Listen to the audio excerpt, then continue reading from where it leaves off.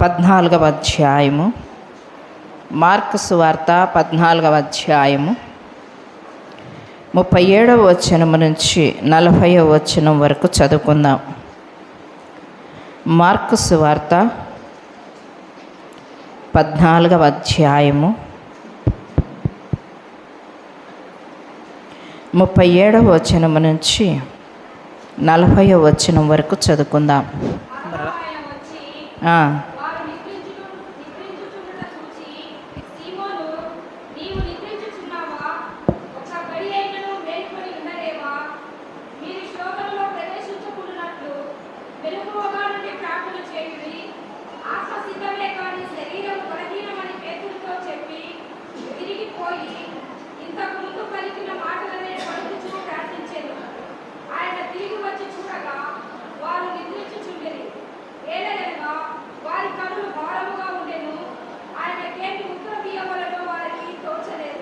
చాలు, ఒక చిన్న ప్రార్థన చేస్తున్నాం.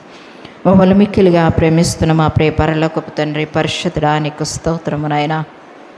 ఈ పునరుత్థాన దినమందుని మందిరావరణలో చేరి మిమ్మల్ని స్తుతించి ఆరాధించి గణపరుచుకునే భాగ్యమును మాకు ఇచ్చిన విధానాన్ని బట్టి నీకు స్తోత్రము నా తండ్రి. చదవబడిన లేఖన భాగాన్ని మీరు మాకు విరిచి వడ్డించము నా తండ్రి. మీరు మాతో ముచ్చటించండి, రబ్బూనిగా దిగి వచ్చి మాకు విరిచి వడ్డించమని, నన్ను మరుగుపరిచి మీరు మహిమ పొందమని యేసు శక్తి కలిగిన నామమును బట్టి అడిగి పెట్టుకొంటున్నాము నా తండ్రి, ఆమేన్. హల్లెలూయా. ఇక్కడ వాక్యంలో చెప్తూ ఉండేటువంటి మాట, యేసు ప్రభువారు పస్కాను ఆచరించారు. పులియని రొట్టెల పండుగలలో పస్కాను ఆచరించారు. ఆ పస్కాను ఆచరించి అంతా అయిపోయిన తర్వాత వారు తిరిగి ఒలీవ కొండకు వచ్చారు. ఎవరెవరు వచ్చారంటే యేసు ప్రభువారు, యేసు ప్రభు శిష్యులు వచ్చారు.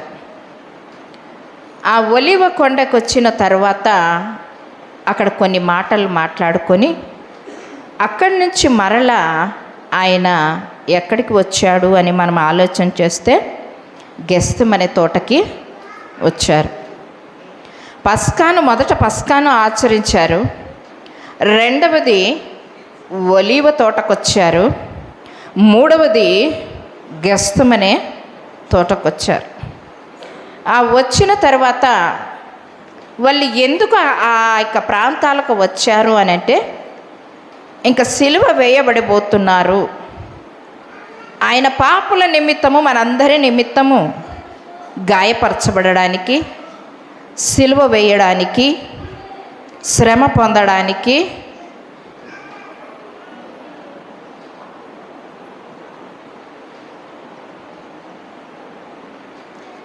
దినమందు మాట్లాడుతున్నటువంటి మాట, ఇంకా శ్రమ పొందబోతున్నాడు అనేటువంటి విషయాన్ని గురించి అక్కడ శిష్యులతో మాట్లాడుతూ సంభాషిస్తూ ప్రార్థనకు వెళ్ళాడు.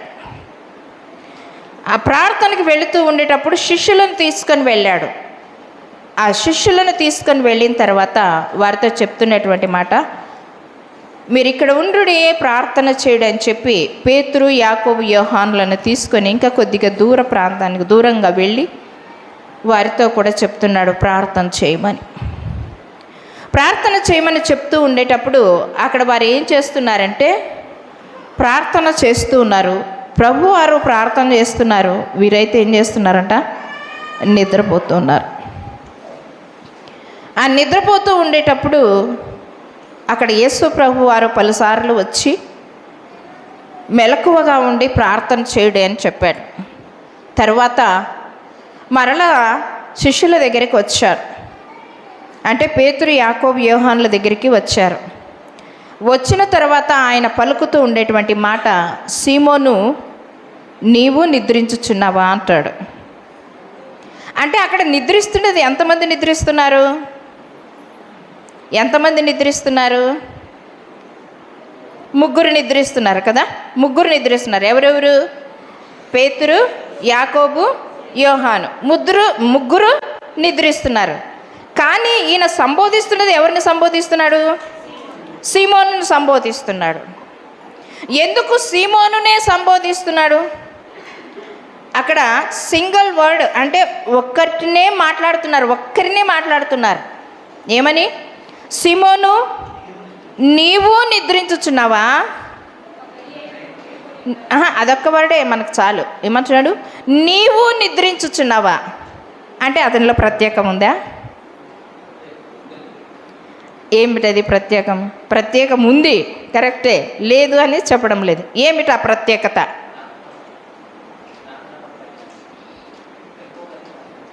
మెలకువ కలిగి ప్రార్థనాపరుడై ఉండొచ్చు అని చిన్న చెప్తున్నాడు. ఇంకా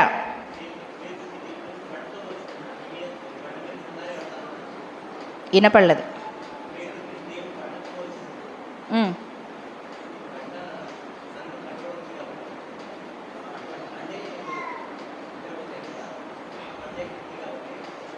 సీమోనును కేఫా అన్నాడు దేవుడు. కేఫా అంటే రాయి అని అన్నాడు కనుక ఆ రాయి మెలకు ఉండి ప్రార్థించవలసినటువంటి వాడు ఈయననే నిద్రపోతున్నాడు అని జాన్ చెప్తున్నాడు. చిన్న ఏం చెప్తున్నాడు? ఆయన ప్రార్థనాపరుడు కనుక ఆయన నిద్రించుచున్నాడు అని అంటున్నాడు. ప్రార్థనాపరుడు అని ఎక్కడుంది మనకి? మనం అనుకుందాం, మనమే ప్రార్థనాపరుడని మనం ఎక్కడ అనుకుందాము? తర్వాత మరలా మొదటి జాన్ ఏమంటున్నాడు? కేఫా, రాయి అని అంటున్నాడు. కానీ సందర్భాలు అవి కాదు, కానీ సరైనటువంటి జవాబు అది కాదు. కానీ జవాబు ఏది అని మనం ఆలోచన చేస్తే అక్కడ 12 మంది శిష్యులు వచ్చారు. ఇస్కరియోతు యూదా వెడలిపోయాడు. ఎక్కడ వెళ్ళిపోయాడు? పస్కా విందులోనే వెళ్ళిపోయాడు. ఇంకా పస్కా విందులోనే, ఎందుకంటే నన్ను పట్టించువాడు ఈ విందులోనే ఉన్నాడు అని చెప్పాడు. ఆ చెప్పిన తర్వాత అతనికి ఏమనిపించింది? ఇస్కరియోతు యూదా మనస్సులో కొంచెం గలిబిలి కలవరము రేగింది. ఆ కలవరం రేగేసరికి అతను ఆ యొక్క పస్కాను భోంచేసిన తర్వాత వెళ్ళిపోయాడు. శిష్యులతో పాటు ఒలివ కొండకు రాలేదు. ఎందుకు రాలేదు అని అంటే, ఆయన ప్రధానుల దగ్గరికి పోయి ఇంకా యేసు ప్రభు వారు సిలువ అప్పగిస్తాడు కనుక నేను ఆయనను గుర్తుపట్టి నేను మీకు అప్పగిస్తాను కనుక అని చెప్పడానికి ఆయన వెళ్ళిపోయాడు. ఆయన పని ఆయన చేసుకోవడానికి వెళ్ళిపోయాడు. వెళ్ళిపోయిన తర్వాత మిగతా 11 ఉన్నారు. ఆ 11 తీసుకొని వచ్చి ఒలివ కొండ దగ్గర మాట్లాడుతున్నారు. మాట్లాడిన తర్వాత గెస్తమనే తోటకు వచ్చారు. ఆ 11 మందిలో నుంచి ఆయన కొంతమందిని అక్కడ నిలబెట్టి గెస్తమనే తోటలో, తర్వాత మరల 3 ఏర్పరచుకొని పేతురు, యాకోబులను ఏర్పరచుకొని ముందుకు వెళ్ళి ఆయన ప్రార్థన చేయమని చెప్పి, తర్వాత మరల ఆయన ముందుకు వెళ్ళి ఆయన ప్రార్థన చేస్తూ ఉన్నాడు. తర్వాత ప్రార్థన చేసినప్పుడు వచ్చి చూశాడు, ఆ 3 నిద్రపోతూ ఉన్నారు.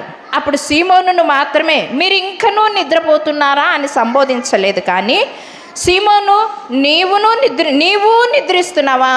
నీవును అని అనలేదు, నీవు నిద్రిస్తున్నావా అన్నట్టు. అంటే ప్రత్యేకంగా అతనితో మాట్లాడుతున్నాడు. మాట్లాడుతుండే సందర్భం ఎందుకు ప్రత్యేకంగా సీమోనుతోనే మాట్లాడాడు అనే విషయాన్ని మనం చూసుకున్నట్లయితే కనుక 32వ వచనాన్ని ఒకసారి చూసుకుందాం. 32వ వచనాన్ని.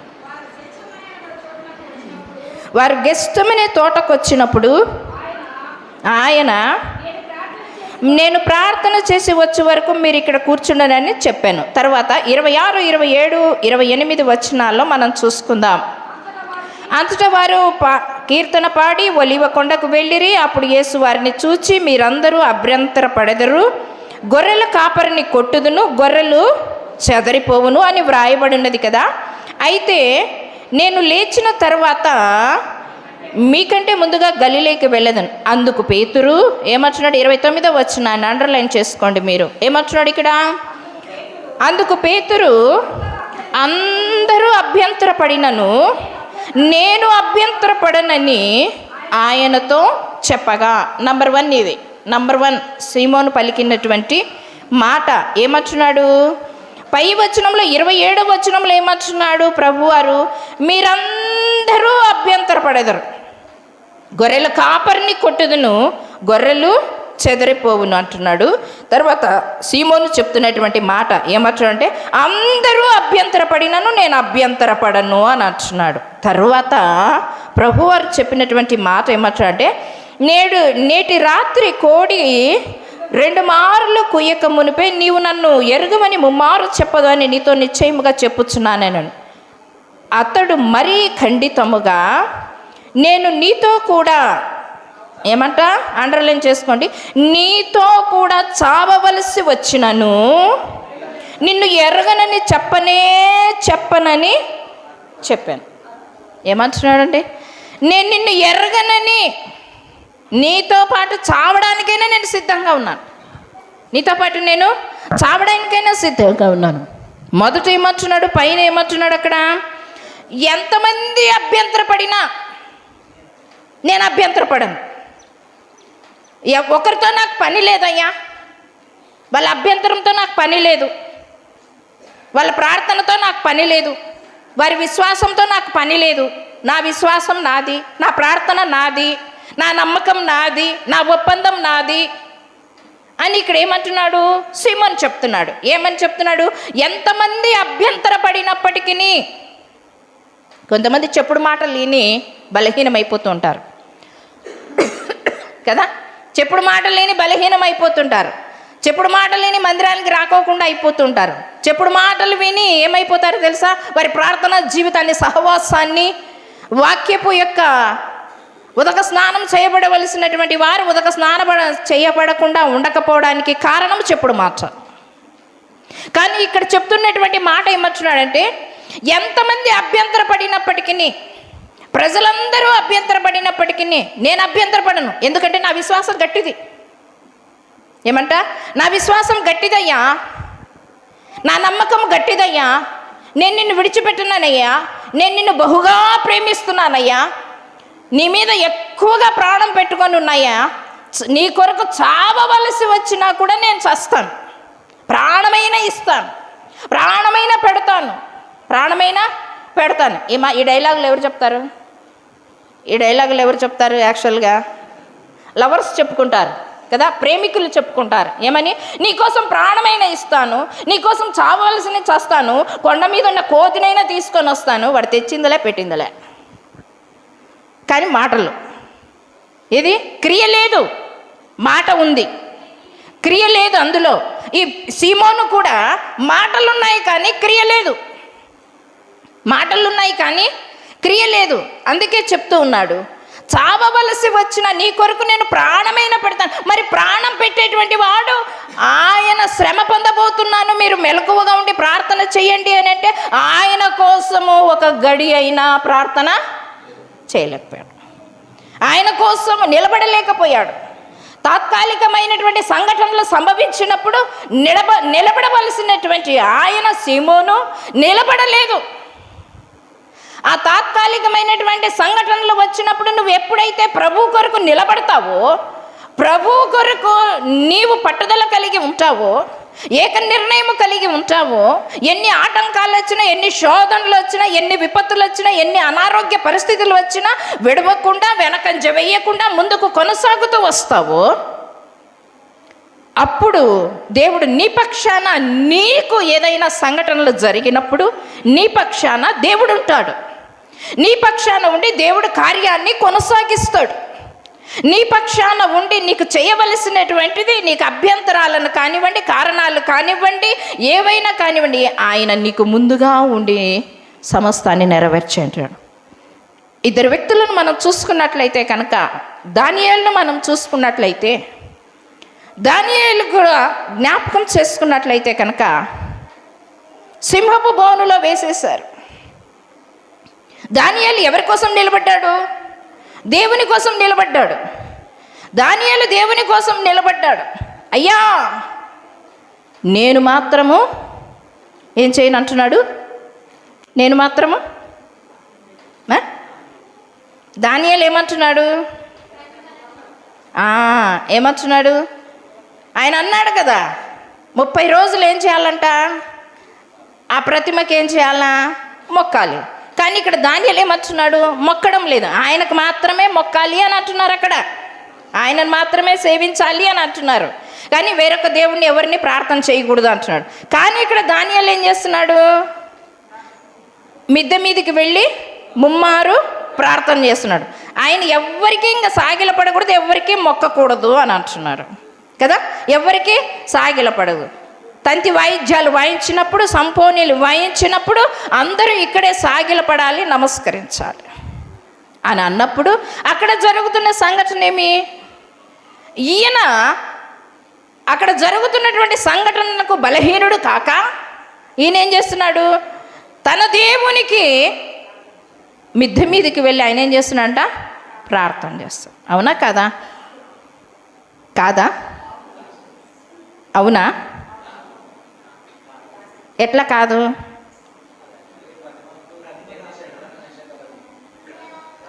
మీరు విన్నారు కదా, చెప్పండి ఏమంటున్నాడు? అందరు విన్నారా? అందరు విన్నారా? బైబిల్ ఎంతమంది చదువుతారు? ఎంతమంది చదువుతారు బైబిల్? ఇప్పుడు చెప్పింది కరెక్టేనా? మరి ఏది కరెక్ట్ అమ్మా చెప్పండి. ఊరికే గొర్రెల్లాగా వినొద్దండి, మీరు అమాయక ప్రజల్లాగా ఉండొద్దండి. తిన్నావా బసవన్న అంటే తినలేదా బసవన్న అంటే ఏది చెప్పినా నమ్మేదే. మరి చెప్పుడు మాటలలో కూడా ఏది సత్యమో ఏది అసత్యమనే తెలుసుకోలేరా మీరు? మరి ఏది సత్యము మీరే చెప్పాలా? మీరే చెప్పాలి. ఇప్పుడు ఏమన్నారు? ఒక్కరు పలకరు.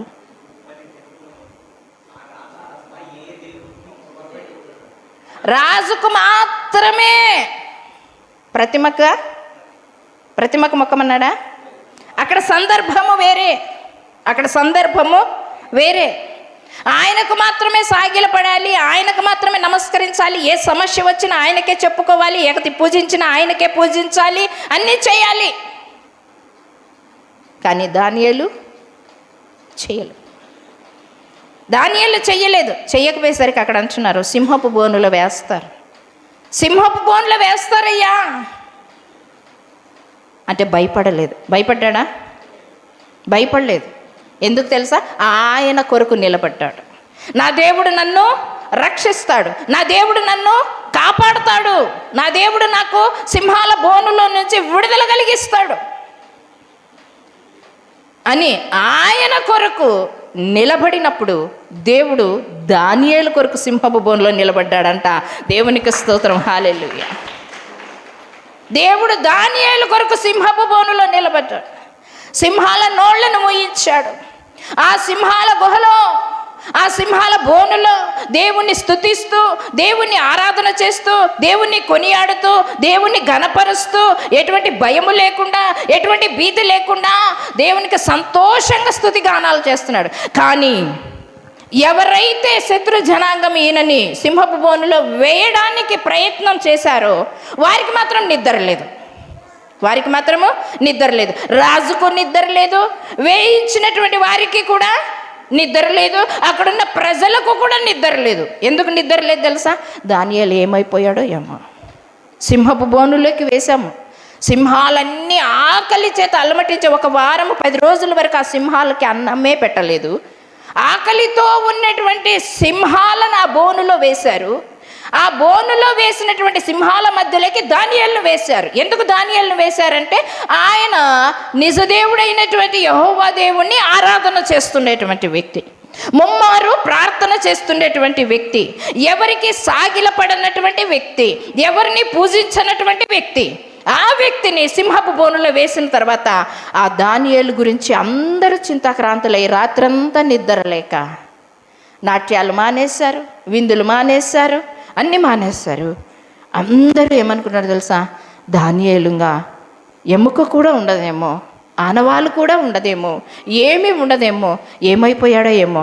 ఉదయకాల సమయం ముందు ఆ బోను తీస్తే తెలుస్తుంది ఎప్పుడు తెల్లవారుతుందా, ఎప్పుడు కోడి కూస్తుందా, ఎప్పుడు సూర్యుడు ఉదయిస్తాడా అని అందరూ ఏం చేస్తున్నారు? కాచుకొని నిద్రపోకుండా ఉన్నారంట. నిద్రపోకుండా కదా.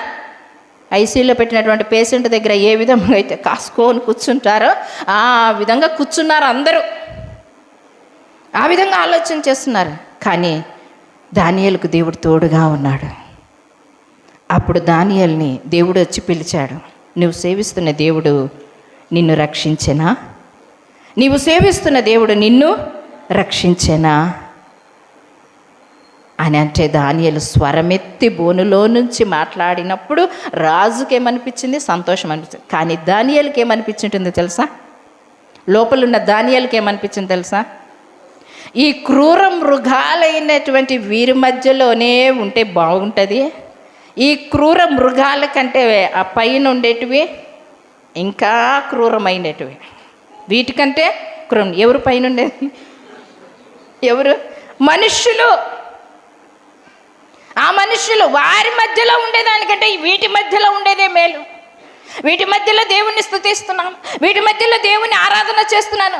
అదే మనుషుల మధ్యలోకి పోయినట్లయితే ఎప్పుడు చూసినా వీడు ఏం చేస్తాడా, ఏ పని చేస్తాడా, ఎక్కడికి పోతాడా, ఎవరిని ప్రార్థన చేస్తాడా, ఇదే తరుముతూ వస్తున్నారు వీళ్ళు. నిందలు పట్టుకోవాలని, మాటలు పట్టుకోవాలని, ప్రార్థన చేయకోకుండా చేయాలని ఎన్నో విశ్వ ప్రయత్నాలు చేస్తున్న క్రూర మృగాలు. వీటికంటే ఇంకా మించిన క్రూర మృగాలు ఉండవు. వీటికంటే మించిన క్రూర మృగాలు ఉండవు. ఇవే మేలు. కానీ వీటిని అంటారు కదా, వీటిని అంటారు క్రూర మృగాలు అని. మానవుల్ని సంహరించే మృగాలు అంటారు. అవి కాదు మానవుల్ని సంహరించేది. మాటి మాటికి తూటాల చేత గాయపరుస్తూ ఉండేటువంటి వారు క్రూర మృగాలు. ఈ లోకమంతా క్రూర మృగాలే. నిజమే. దానియేలు అనుకున్నాడు, ప్రభువా ఈ సింహపు బోనే నాకు మేలయ్యా, ఈ సింహపు బోనే నాకు మేలయ్యా. ఇక్కడే దేవుణ్ణి స్తుతిస్తాను, ఇక్కడే దేవుణ్ణి ఆరాధన చేస్తాను, ఇక్కడే నిన్ను కొనియాడతాను, ఇక్కడే నేను మహిమపరుస్తాను అని అనుకుంటున్నాడు దానియేలు. షద్రక్ మేషక్ అబేద్నెగోలను అగ్నిగుండంలో వేశారు. ఇక్కడికి వస్తుంది మొదట చెప్పిన వాక్యం మీకు కదా. షద్రక్ మేషక్ అబేద్నెగోలను అగ్నిగుండంలో వేశారు. అగ్నిగుండంలో వేస్తే ముగ్గురిని వేశారు. షద్రకు మేషక్ అబేద్నెగోలు ముగ్గురిని వేశారు అగ్నిగుండంలో. కానీ అగ్నిగుండంలో ఎంతమంది కనపడుతున్నారంట రాజుకి?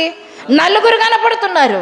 ఆ ముగ్గురి మధ్యలో దేవదూత ఏం చేస్తుందంటే వారితో పాటు సంచరిస్తూ ఉంది. అగ్నిగుండములో, ఆ మంటలలో, ఆ కాలుతున్న నిప్పులలో దేవుడు ఏం చేస్తున్నాడు తెలుసా? ఆ షద్రక్ మేషక్ అబేద్నెగోలతో సంభాషణ చేస్తున్నాడు. భూమి మీద కాదండి. ఎక్కడ సంభాషణ చేస్తున్నాడు? అగ్నిగుండంలో వారితో మాట్లాడుతున్నాడు, వారితో సంభాషిస్తున్నాడు. జరగవలసిన వాటిని, జరగబోయేటువంటి వాటిని అన్ని వివరించి ఆ అగ్నిగుండంలో మాట్లాడుతూ సంతోషంగా తిరుగుతూ ఉండేటువంటి విధానాన్ని ఎవరు చూశారు? ఒరే మనం ఎంతమందిని వేశాంరా రాజా? ముగ్గురిని వేశాం. మరి ఇక్కడ కనపడుతున్న 4 కనపడుతున్నారే, వాళ్ళ చేతులకు కట్లు లేవు, కాళ్ళకు కట్లు లేవు. వారు సంతోషంగా సంభాషించుకుంటూ తిరుగుతున్నారు. వాళ్ళు ఎక్కడ? అగ్నిగుండంలో. వారు సంభాషించు దేవదూత అక్కడ ఎవరో ఒక దేవదూతలా కనపడుతుంది. ముఖము వెలిగిపోతుంది, ప్రకాశమానంగా ఉంది. వారితో పాటు తిరుగుతూ ఉన్నారు. షద్రక్ మేషక్ అబేద్నెగోలు ఎవరి కోసం నిర్ణయం తీసుకున్నారు?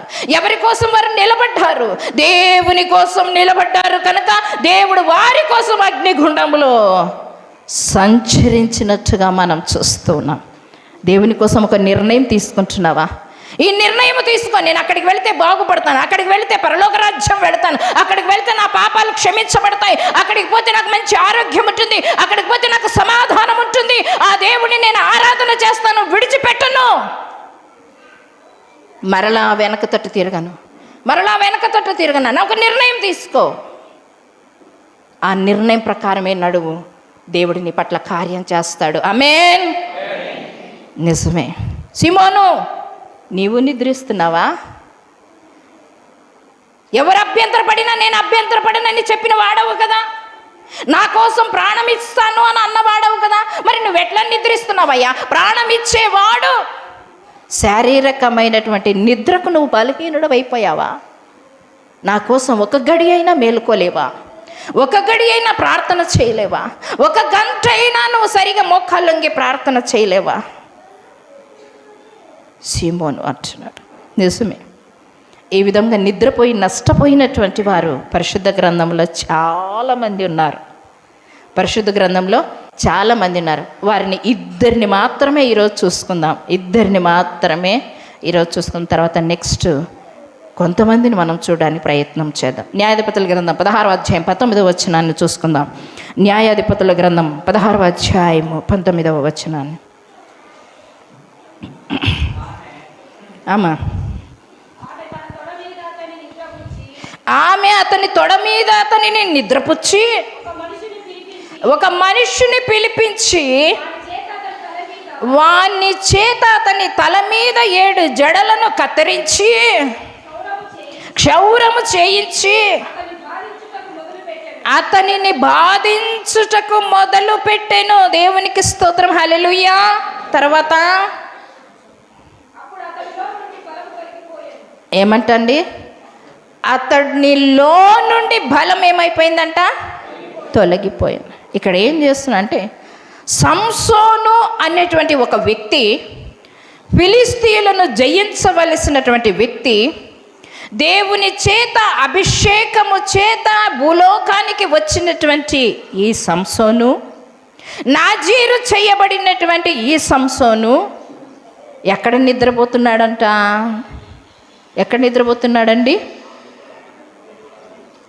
దెలీలా. చాలామంది ఢిల్లీలా అంటారు. డే కాదు,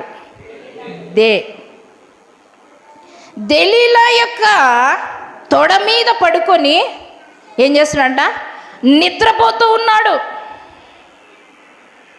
అతను నిద్రపోతూ ఉంటే ఆమె ప్రతిసారి విసిగిస్తూ ఉంది. నీ బలం ఎక్కడుంది? నీ శక్తి ఎక్కడుంది? నీకు ఎవరు వచ్చినా కూడా ధైర్యంగా ఛేదించుకొని బలాఢ్యుల వలె ఉంటున్నావు కదా, నువ్వు ఏ విధముగా ఉంది, ఎట్లా ఉంది అని అంటే ప్రతిసారి శోధిస్తూ వచ్చాడు. 7 నీరవంజి దాండ్లతో ఏం చేస్తాడంటే కట్టినట్లయితే, తర్వాత కొత్త తాళ్లతో చేసినట్లయితే ఈ విధంగా జరుగుతుంది, ఈ విధంగా జరుగుతుంది, నాలో నుంచి బలం పోతుంది, నాలో నుంచి శక్తి పోతుంది, బలహీనుడని అయిపోతానని చెప్తా. కానీ జరగదు. అది జరగకపోయేసరికి ఎందుకు ఆమె అంత ప్రయత్నాలు చేసింది? ఎందుకు ఆమె అంత విశ్వ ప్రయత్నాలు? ఒక స్త్రీ సంసోను నమ్మి నీ దగ్గరికి వచ్చాడు, సంసోను నిన్ను ప్రేమించి నీ దగ్గరికి వచ్చాడు సంసోను కదా. కానీ ఈ స్త్రీ ఏం చేసిందంట? కపటోపాయం చేసింది, మోసం చేసింది. ఎందుకు మోసం చేసింది తెలుసా? అది కూడా ఆమె మోసం చేసేటువంటి మనస్తత్వం అయితే లేదు. కానీ ఇక్కడ ఏం చేసిందంట, ఫిలిస్తీయుల యొక్క సర్దారులు ఏం చేశారంట, పెద్దలు కొంతమంది వచ్చి, అమ్మా అతనిలో బలం యాడుందో నువ్వు కనుక్కొని చెప్పినట్లయితే మేము ఒక్కొక్కరము నీకేమిస్తాం తెలుసా? 1000 అంటే 1116 అన్నట్టుగా 1100 వెండి వరహాలను ఇస్తారంట. ఏం చేస్తారంట? 1100. కరెక్టేనా సంఖ్య? కరెక్టే ఉంటుంది.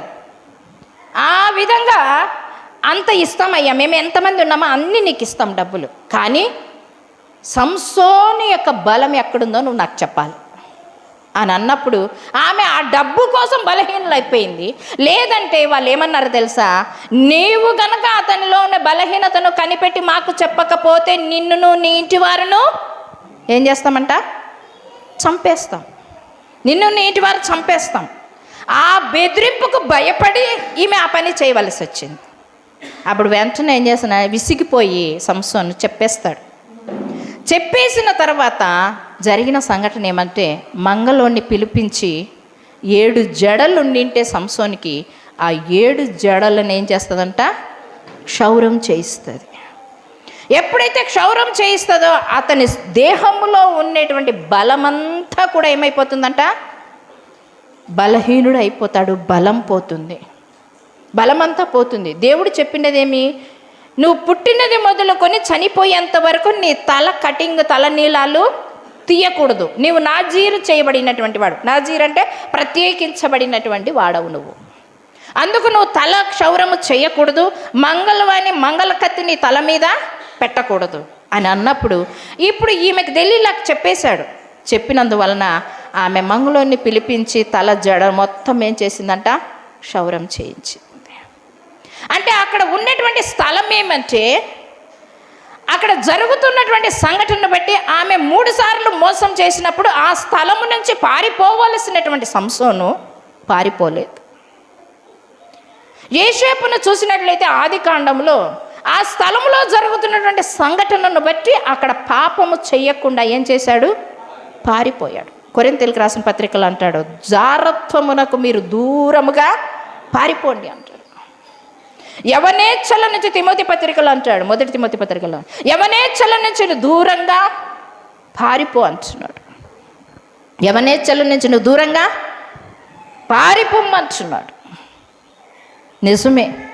కానీ ఇక్కడ సంసోను ఏం చేస్తున్నాడంటే, పారిపోవలసినటువంటి వ్యక్తి, సీమోను ప్రార్థించవలసినటువంటి వ్యక్తి, సంసోను పారిపోవలసినటువంటి వ్యక్తి పారిపోక నిద్రపోతున్నాడు. కనుక అక్కడ జరిగిన సంఘటన ఏమంట, గొప్ప అపాయమే సంభవించింది.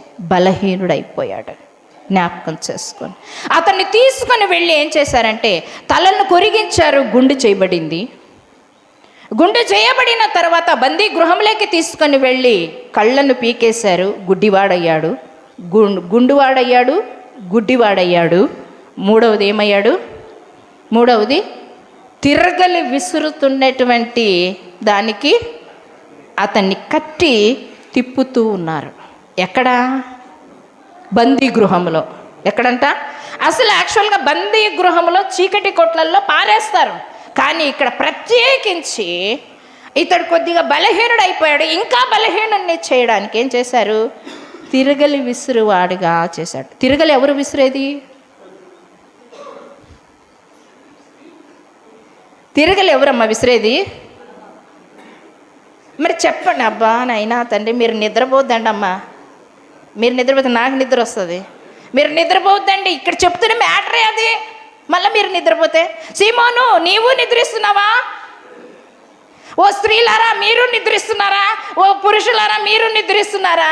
అజ్ఞానుల వలె కాక జ్ఞానుల వలె నడుచుకుందాము. ఏమొచ్చున్నాడు ఇక్కడ? తిరగలి ఎవరమ్మా విసిరేది? ఆడవాళ్ళు కదా. ఇప్పుడు ఎవరు విసురుతున్నారు? సంసోను. ఇప్పుడు సంసోను ఫిలిష్తీయులు ఏ దృష్టి లెక్కలెక్కి వేశారు? బలహీనమైనటువంటి స్త్రీ లెక్కలెక్కి వేశారు. బలహీనమైనటువంటి స్త్రీ లెక్కలెక్కి వేశారు. వేసి అతన్ని ఏం చేస్తున్నారు? తిరగలి విసిరింప చేస్తున్నారు. అప్పుడు సంసోను ఏం చేశాడో తెలుసా? బలహీనమైపోయాడు. అది విసురుతూ అది ఆ తిరగలి విసురుతూ ఉండేటప్పుడు, అంటే రాయి కాదు అది, గానుగను తిప్పుతారు చూడండి, కళ్ళంలో గానుగను తిప్పుతారు, ఎద్దుకు కట్టి ఒక పెద్ద రాయికి కట్టేసి తిప్పుతారు చూడండి, అటువంటిది. అంటే ఆ రాయి కాదు, కానీ ఇక్కడ తిరగలి రాయే ఉంది, పెద్దది అది. దానికి నడుముకు తాడు కట్టేసి ఇతను ఏం చేస్తున్నారు తెలుసా? తిప్పుతూ ఉన్నారు. అది తిరిగిందంటే గానుగా తిరుగుతూ ఉంటుంది. ఆ విధంగా తిప్పుతూ ఉన్నారు. అప్పుడు ఏమైపోతుందంటే, ఈ కళ్ళల్లో నుంచి వారు కడ్డీ పెట్టారో మరి కాల్చి తీశారో తెలియదు, కానీ ఈ కళ్ళు తీశారు. ఇదొక బాధ. ఈ తల మీద ఉన్నటువంటి జుట్టు పోయింది, బలహీనుడు. మూడవది నడుముకు తాడు కట్టారు, నడుముతో తిప్పుతూ ఉన్నాడు. ఆ తిప్పుతూ ఉండేటప్పుడు ఉదయం నుంచి సాయంకాలం వరకు ఎన్ని రోజులు తిప్పాడు? ఎన్ని రోజులు తిప్పాడు? ఎన్ని రోజులు తిప్పాడు అని మనం టాలీ చేసుకుంటే కనుక, ఇప్పుడు యాక్చువల్గా గుండు చేయించుకున్న వాళ్ళకి వెంట్రుకలు ఎన్ని రోజులకు వస్తాయి? 3 రోజులకే వస్తాయా? అందులో ఏముంటుంది? తలలో మనకి వేరు ఉంటుంది కదా, రూట్ ఉంటుంది, వేరు ఉంటుంది.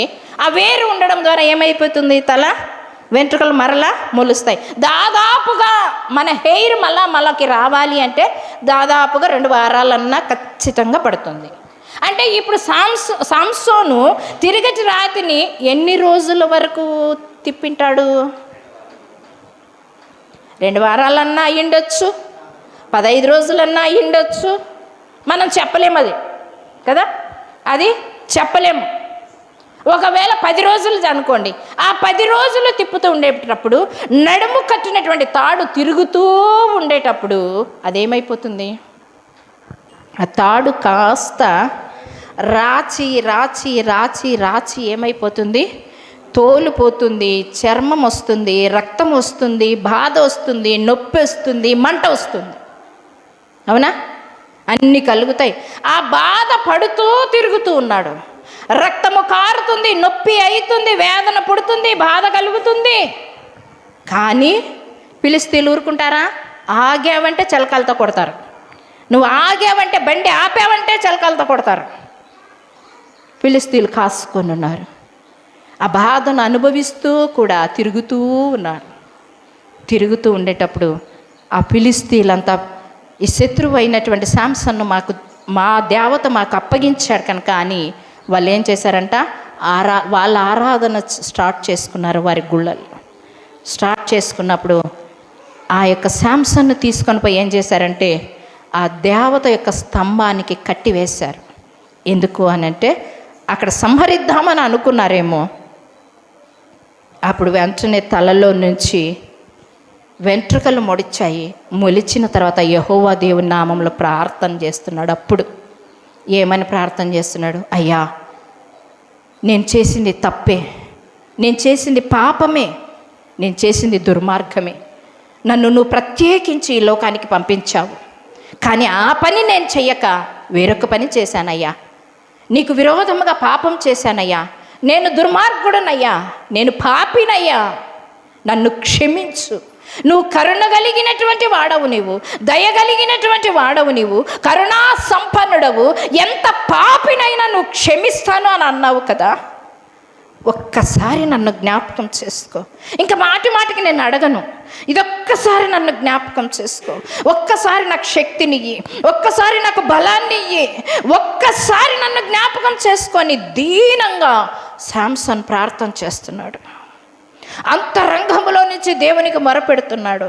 అంతరంగములో నుంచి ఆత్మ ఆవేదనతో ప్రార్థన చేస్తున్నాడు. ఆత్మ మూలుగులతో ప్రార్థన చేస్తున్నాడు. దుఃఖావేశుడై ప్రార్థన చేస్తున్నాడు. పశ్చాత్తాపంతో ప్రార్థన చేస్తున్నాడు. తన్ను తాను తగ్గించుకొని ప్రార్థన చేస్తున్నాడు. దేవునికి ఇష్టమైన ప్రార్థన చేస్తున్నాడు. నా పాపములు క్షమించమని అడుగుతూ ఉన్నాడు. నేను చేసింది తప్పే, నన్ను క్షమించు, కానీ ఈ ఫిలిస్తీన్లను అందరినీ సంహరించడానికి నాకు శక్తిని. ఒకప్పుడు నువ్వు నాకు శక్తిని ఇచ్చావు, ఒకప్పుడు నువ్వు నాకు బలాన్ని ఇచ్చావు. ఆ బలము ద్వారా, ఆ శక్తి ద్వారా ఇదిగో పచ్చి గాడిద దవడ ఎముకతో, ఆ ఎముకతో 1000 మందిని చంపినటువంటి వాడిని. పచ్చి గాడిద దవడ ఎముకతో 1000 మందిని చంపినటువంటి వాడిని నేను. అయ్యా, అటువంటి వాణ్ణి, అటువంటి శక్తివంతుణ్ణి నేను బలహీన అయిపోయాను. నువ్వు ఇచ్చిన బలాన్ని నేనే కోల్పోయాను, నువ్వు ఇచ్చిన శక్తిని నేనే కోల్పోయానయ్యా. అది నా తప్పే, నా పాపమే. దేవుడు అవకాశాన్ని ఇచ్చినప్పుడు దాన్ని మనం సద్వినియోగం చేసుకోవాలి.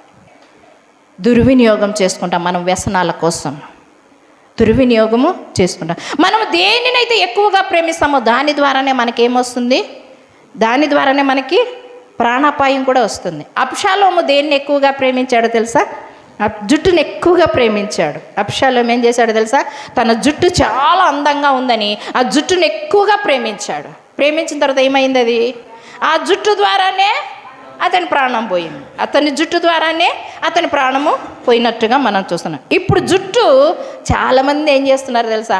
మగవాళ్ళని తెలుసుకోలేకపోతున్నాం, ఆడవాళ్ళని తెలుసుకోలేకపోతున్నాం కదా. ఒక పక్క పోగు పెడుతున్నారు, ఒక పక్క రబ్బర్ బ్యాండ్ వేస్తున్నారు. వాళ్ళు మొగోళ్ళ అనేది తెలుకుంది, ఆడోళ్ళ అనేది తెలుకుంది కదా. ఇంకొకటి ఏం చేస్తున్నారు తెలుసా? ఇప్పుడు చాలామంది ఏం చేస్తున్నారు? పొలాన్ని దున్నుతున్నారు. ఇక్కడ ఈ పక్క ఈ పక్క. అర్థమైందా?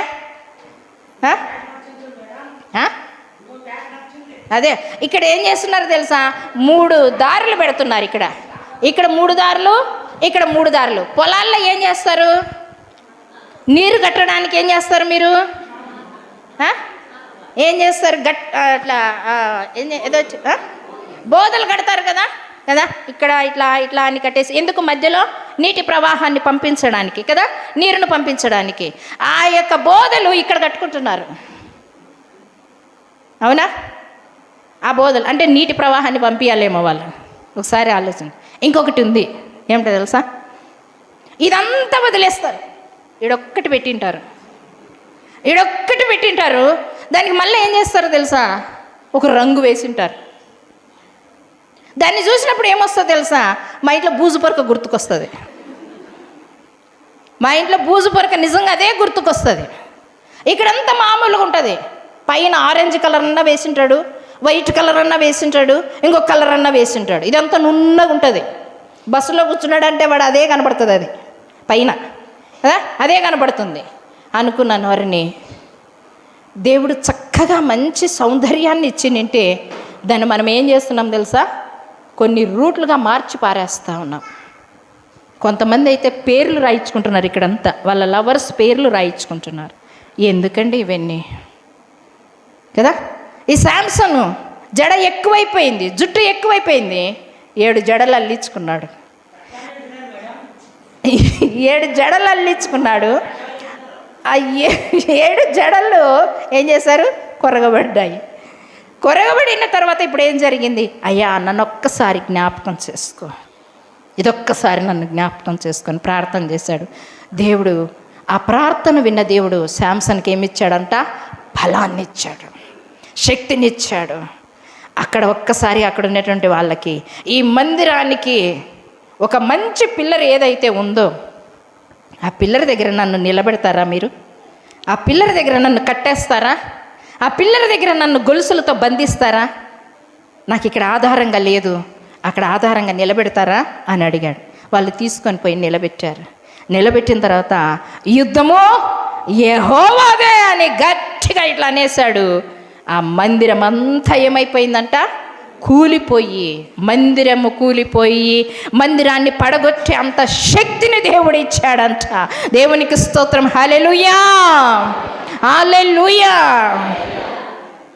అక్కడంట అతడు జీవముతో ఉన్నప్పుడు ఎంతమందినైతే చంపాడో వారికంటే రెట్టింపుగా చంపేశాడంట. వారితో పాటు శాంసన్ కూడా చనిపోయాడు. ఆలోచన చేయండి. శత్రు సైన్యాన్ని సంహరించడానికి దేవుడు అభిషేకించి భూలోకానికి మనోహ భార్యకు దేవుడు వారికి ఇస్తే, శాంసన్ ఇస్తే, శాంసన్ ఏం చేశాడు, స్త్రీ యొక్క వ్యామోహంలో పడి ప్రార్థన చెయ్యక, దేవునికి మొరపెట్టక, పారిపోక, ఆ స్థలము అపవిత్రమైన స్థలం అని తెలిసి అక్కడి నుంచి పారిపోక, జారత్వానికి దూరంగా పారిపోండి.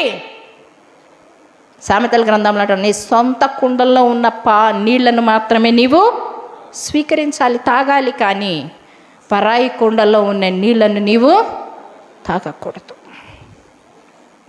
అయినప్పటికీ పరాయి నీళ్ళే బాగుంటాయి, పరాయి గోంగూరే బాగుంటుంది, పరాయి పప్పే బాగుంటుంది. అది వద్దు, విడిచిపెట్టండి. మన ఇంట్లో చేదున్నా, పచ్చడున్నా, కారం పొడి ఉన్నా అదే తినండి. వాళ్ళు పప్పు చేశారు కదా, కమ్మటి వాసన వస్తుంది. నువ్వు ఈరోజు అనుకుంటావు వాళ్ళ కమ్మటి వాసన వస్తుందని, నీ ఇంట్లో వాసన వాళ్ళకు కూడా ఒకరోజు కమ్మటి వాసన వస్తుంది. గుర్తుపెట్టుకోండి, అది గుర్తుపెట్టుకోవాలి మనం ఖచ్చితంగా. నిజంగా శాంసన్ విషయంలో ఇదే జరిగింది. సీమోను ప్రార్థించవలసిన వాడు ప్రార్థించకపోగా నష్టాలు వచ్చాయి. శాంసన్ పారిపోవలసినటువంటి స్థలంలో పారిపోకపోవడం ద్వారా అతనికి నష్టం వచ్చింది. ఇంకొక వ్యక్తిని చూసుకునే లోపల టైం అవుతుంది కనుక దయచేసి ఇంతటితో ఈ యొక్క వాక్యాన్ని ముగిద్దాం. దేవుడి కొద్ది మాటలు దీవించి ఆశీర్వదించును కాక. హల్లెలూయా, హల్లెలూయా.